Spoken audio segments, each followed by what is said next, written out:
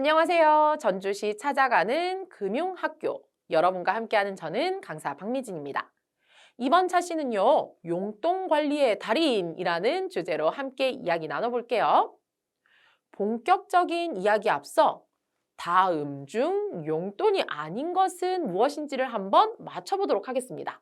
자, 일주일에 한 번씩 주시는 돈, 설날에 할아버지 할머니께 받은 세뱃돈, 오랜만에 만난 삼촌이 주신 돈, 두부를 사오라는 심부름으로 받은 두부값, 아빠의 세차를 도와드리고 받은 돈. 용돈이 아닌 것은 뭘까요? 그렇죠. 바로 두부 사오라는 심부름으로 받은 두부값입니다. 그건 내가 마음대로 사용할 수 있는 돈이 아니기 때문에 두부를 사야 하는 돈이기 때문이죠. 근데 만약에 이게 아니라 두부를 사오고 나서 잘했어, 고마워 라고 해서 엄마에게 받은 돈이라고 하면 이건 용돈이 될 수 있겠죠. 자, 용돈이라는 말을 우리가 많이 사용하고 있지만 누군가 용돈을 뭐라고 얘기하면 좋을까? 용돈이 뭔데? 라고 물은다면 뭐라고 답해야 될까? 헷갈리기도 한 단어인데요. 오늘 저와 이렇게 한번 정리를 해보면 어떨까요? 용돈은요, 책임감을 가지고 자유롭게 쓸 수 있는 돈을 용돈이라고 하겠습니다. 자, 그럼 용돈은 어떻게 받을 수 있을까요? 그렇죠.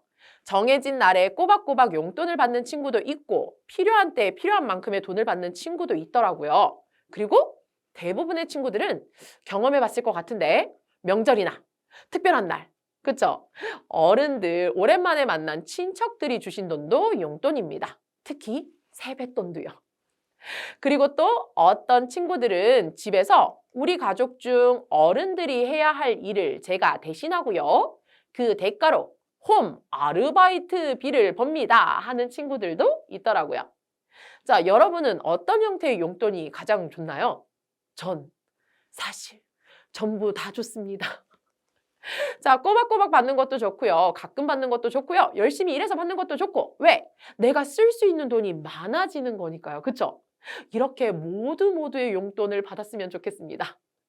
자, 그럼 이렇게 용돈을 받고 싶다라고 이야기를 했는데 용돈을 받아서 어디에 쓰고 싶냐고요? 너무 많죠. 여러분들은 용돈을 받으면 무엇을 하나요? 미래를 위해서 혹은 더 큰 소비를 위해서 저축을 하는 친구들도 있을 거고 당장 필요한 물건이나 서비스를 사는데 쓰는 친구들도 있을 거고 또 다른 사람을 위해 기부하는 친구들도 있겠죠. 자, 이 중 우리는 저축에 대해서 먼저 이야기를 해볼까 합니다. 저축은 왜 할까요?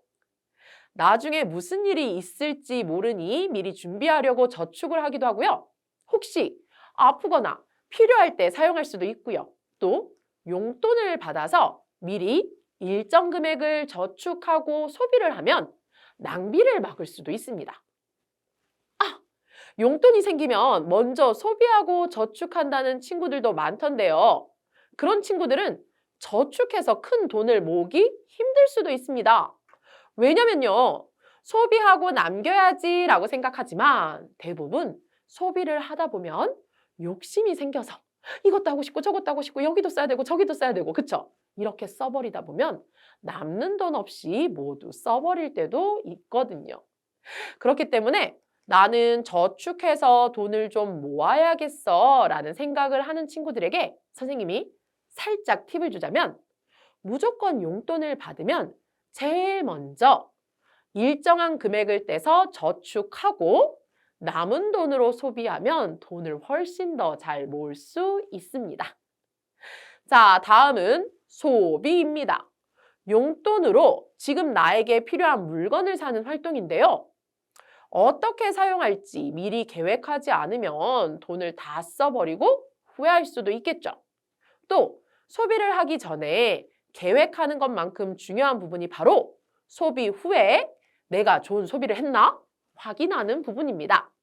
그래야 다음번 소비할 때 맞아. 지난번에 이렇게 써서 후회했었지? 이 부분은 조심해야겠구나. 다음에는 이렇게 소비해야겠네 라고 생각할 수 있거든요. 자, 다음은 기부입니다. 말만 들어도 참 마음이 따뜻해지는 단어인데요. 도움이 꼭 필요한 사람들을 도와줄 수도 있고요. 또 내가 도와줌으로써 나도 행복해질 수 있기 때문에 우리 모두가 행복한 사회를 만들 수 있는 아주 좋은 방법이라고 생각을 합니다. 그런데 용돈 굳이 관리까지 해야 하나요? 그냥 쓰면 안 되나요? 맞아요. 늘 이런 생각은 하는 것 같습니다.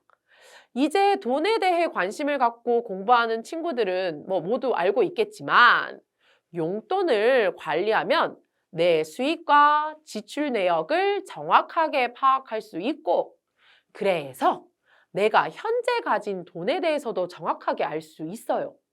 이러한 과정을 통해서 다음 용돈 계획을 세우는 데도 도움이 되고 용돈 계획을 잘 세워서 돈을 사용하면 낭비도 줄일 수 있습니다. 또 돈을 절약할 수도 있죠. 이런 것 때문에 우리가 좀 힘들지만 용돈을 열심히 관리하는 거라고요. 자, 조금 더 구체적으로 살펴보도록 하겠습니다. 나에게 들어온 돈은 수입, 내가 사용한 돈은 지출. 자, 수입은 어떤 게 있을 수 있죠?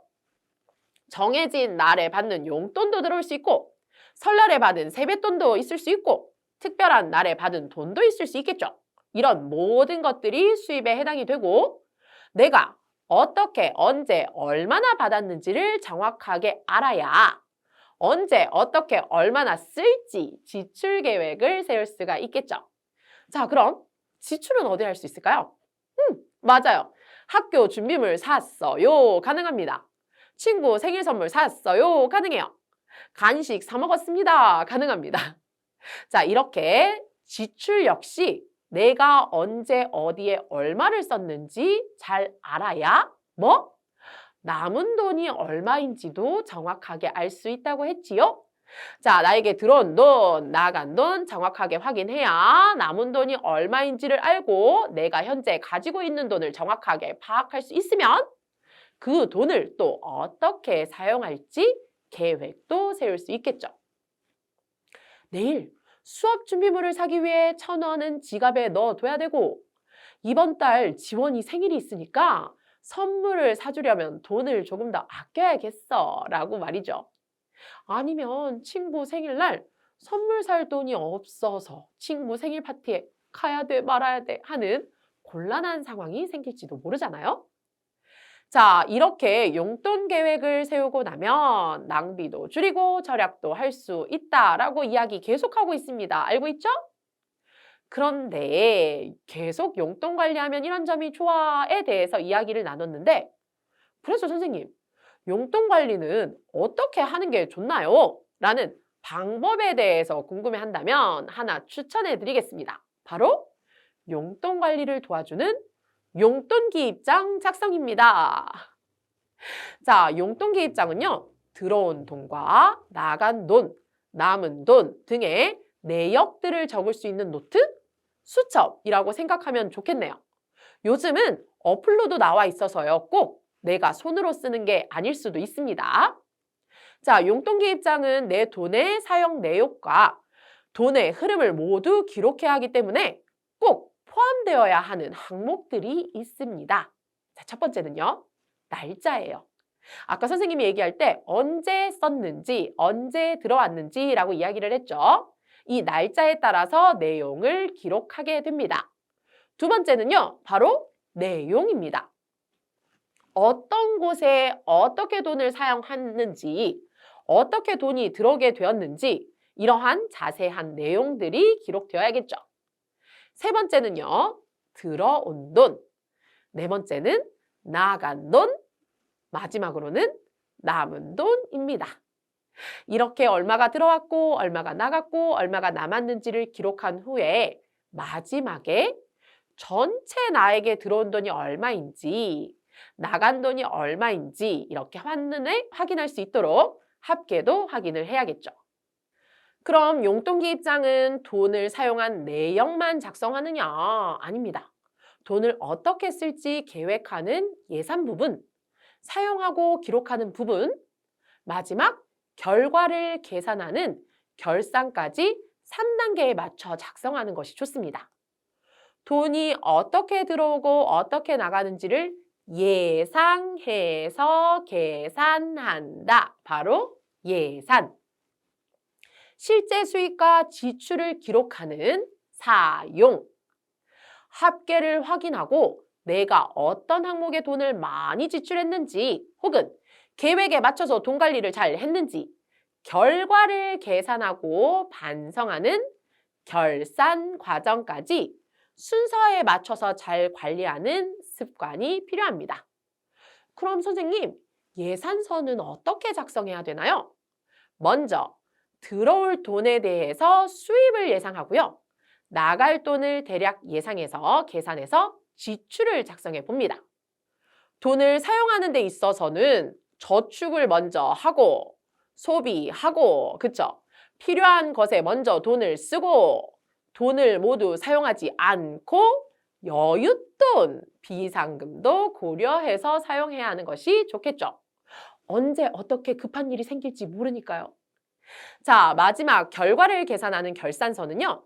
합산을 통해서 나에게 남은 최종 금액을 확인하고요. 전체적인 소비 내역을 확인하며 다음 예산을 세울 때 참고할 내용들을 반성하는 과정이 필요합니다.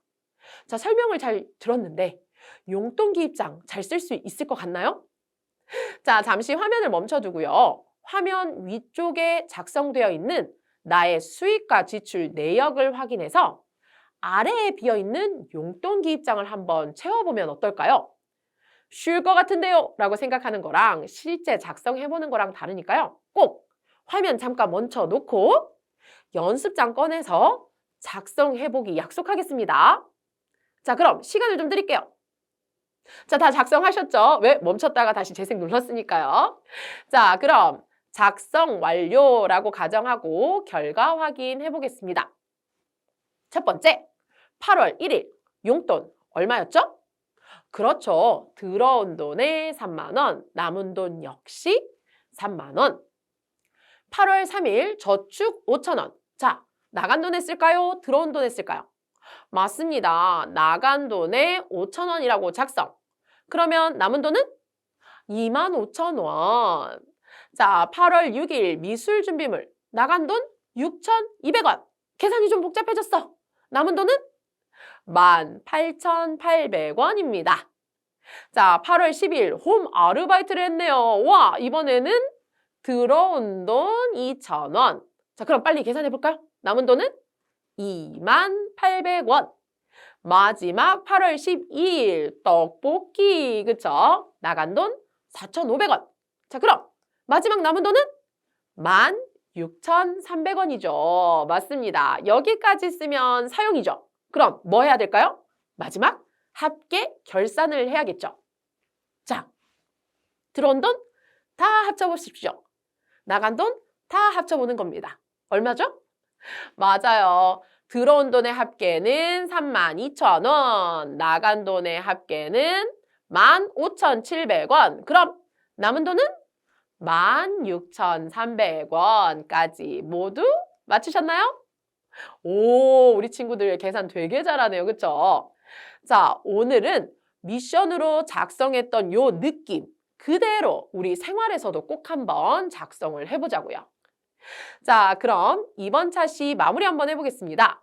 이번 차시는요, 용돈이란 책임감을 가지고 자유롭게 쓰는 돈이라고 정리하면서 용돈을 잘 관리하는 방법으로 용돈 기입장 작성법에 대해 알아보고 용돈 관리를 잘 하려면, 용돈 관리를 잘 하면 어떤 점이 좋은지 이야기를 나눠봤었죠. 맞습니다. 그 좋은 점 이걸로 마무리를 한번 해볼게요. 자, 나의 수익과 지출 내역을 알 수 있고요. 내가 가진 돈을 정확하게 파악할 수도 있겠죠. 돈을 어떻게 사용할 것인지 계획을 세울 수 있고요. 용돈 계획을 세우면 낭비를 줄이고 절약할 수 있다까지 용돈 관리의 좋은 점이었습니다. 오늘부터 당장 가능하다면 용돈 기입장 작성하고 다 함께 용돈 관리를 잘하는 뭐가 되어보자? 용돈 관리의 달인이 되어보자고요. 자, 그럼 이번 차시 수업은 여기까지입니다. 여러분, 안녕!